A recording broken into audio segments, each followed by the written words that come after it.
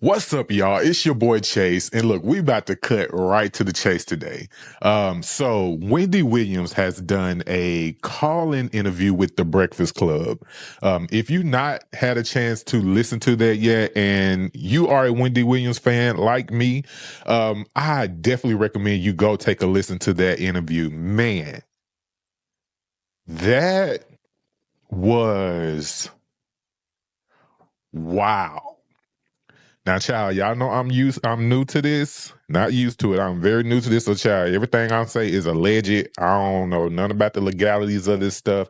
However, I do know the sound of somebody who is just like, Lord, these people trying to kill me. Like, she legit sounds like she's afraid. Like, she sounds afraid. So just to talk through the interview just a little bit, she and her niece called into the Breakfast Club pretty much to talk about her current situation with her conservatorship. Baby, I had to slow that down.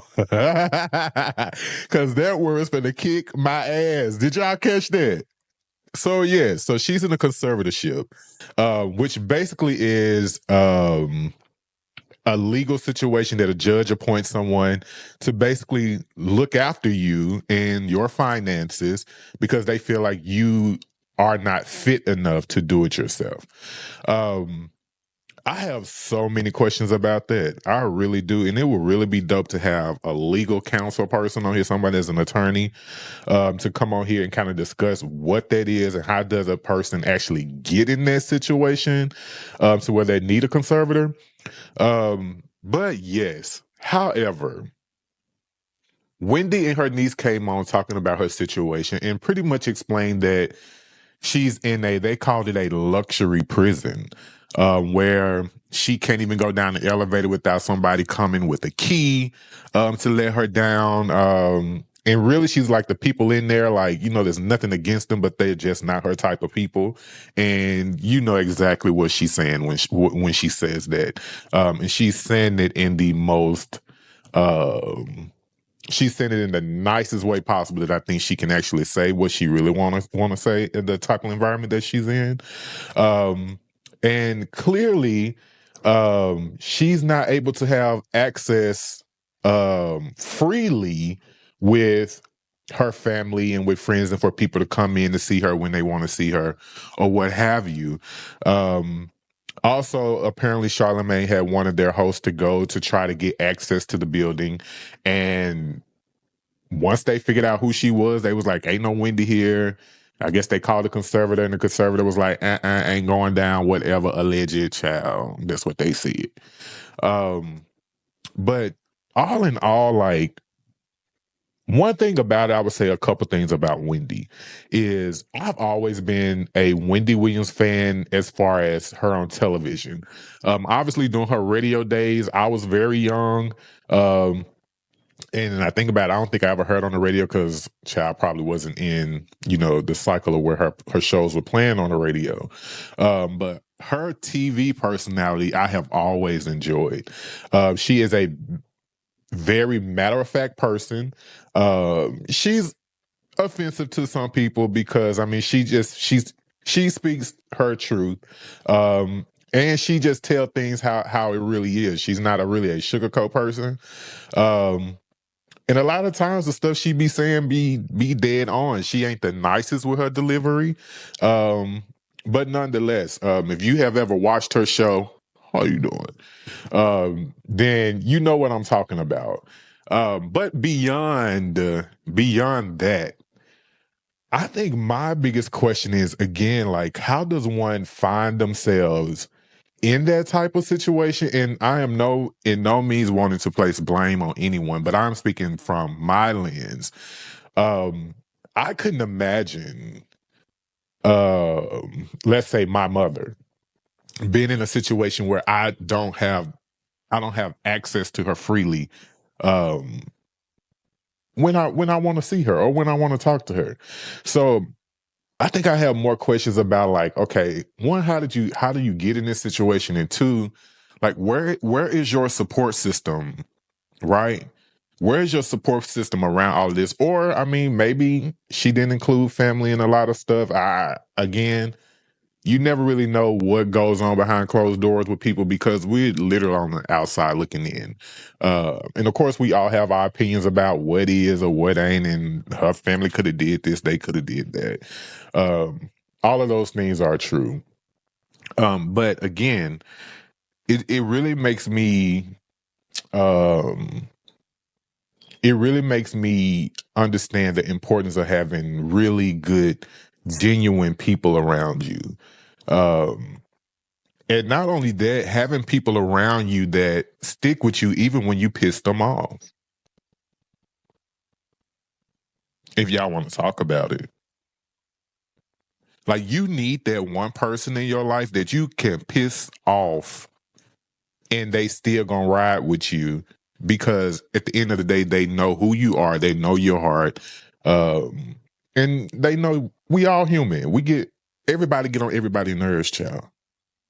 Everybody get on everybody's nerves, but you gotta have that person that's gonna ride with you, even when you done got on their last nerves, and you know they may need to take their moment, but they not gonna lead. They not gonna jump off that shit with you.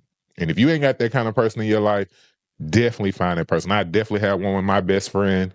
But yeah, so I really wanted to know, like, where was her support? So, like, the people that you surround yourself with. And again, maybe she kind of secluded herself from it, because we do know that when she was going through the separation with her husband, like that was so public. One, which we like, well, Wendy, I mean, that's kind of what you do, but that situation was rough. I think would be rough for anybody to deal with.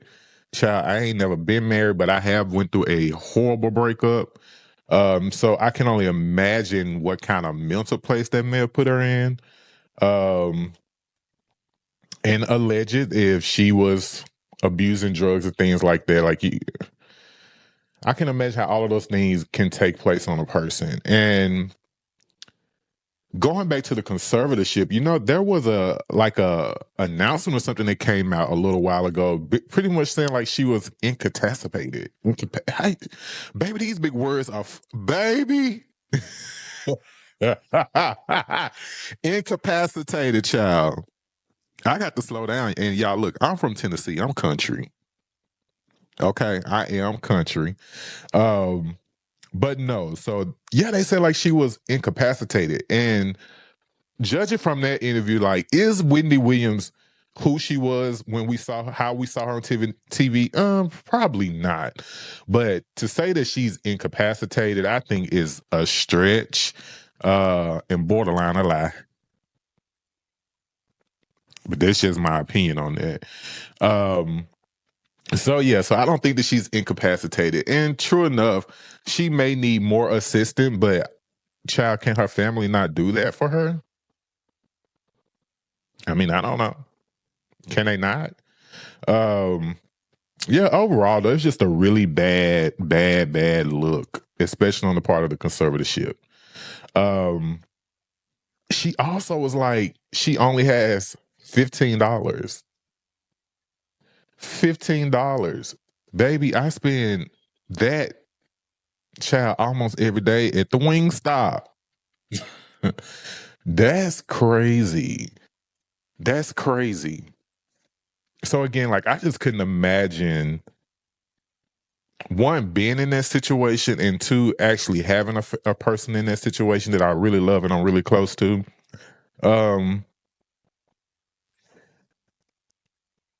I also wanted to touch base on how, even if Wendy is sick or whatever, that she still has that thing that she does.